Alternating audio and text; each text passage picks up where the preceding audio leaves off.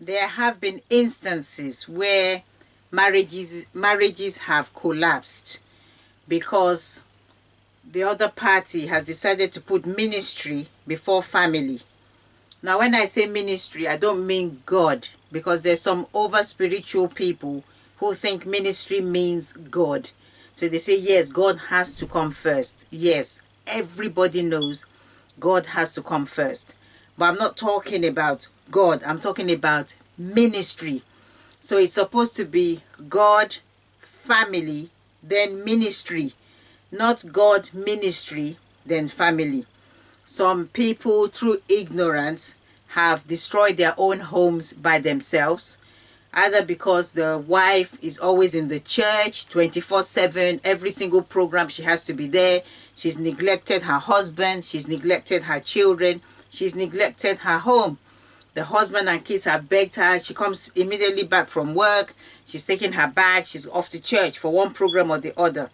They've pleaded with her mom, wife, why can't you just stay at home just one day? She says, no, no, no. She thinks her family are the devil incarnate because they want to keep her at home. Or it could be the husband. He's always in the church. He ignores his family. He ignores the wife. He ignores the children. They rarely see him. They don't even know who he is anymore. Or he's always fasting. So it's very rare for them to have a family meal together.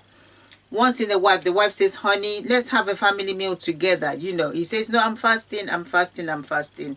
So these things have caused a lot of homes to break down. I almost destroyed my home due to ignorance. I joined this church and I was constantly in the church. Every program I had to be there. And I would get to the church really early, like an hour before the program starts. My husband would say, why can't you just stay at home? No, I have to go to church. The children, mommy, you're going again. Yep, I have to go to church. I was constantly in the church, almost destroyed my family. Thank God that in his mercy, he drew me out of that place. Before I destroyed my home, I would have been left with nothing. And the church, in the end, they kicked me when I was down anyway. So this is just to say, please be wise. Pray for wisdom. Nobody is saying I'm just checking my time. Nobody is saying don't go to church, but not at the cost of your home, your family, your spouse.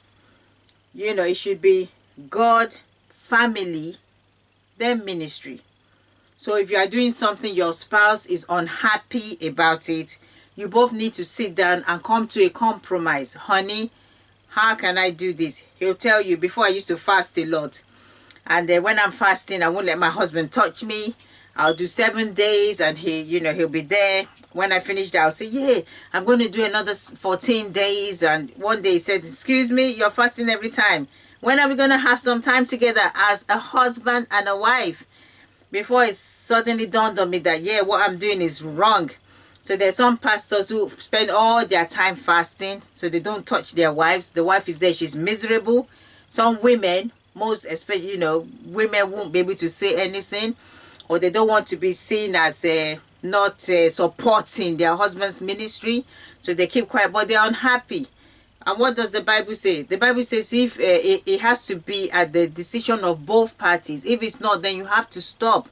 So if you are fasting, it has to be with the consent of the other party that, okay, you can do it.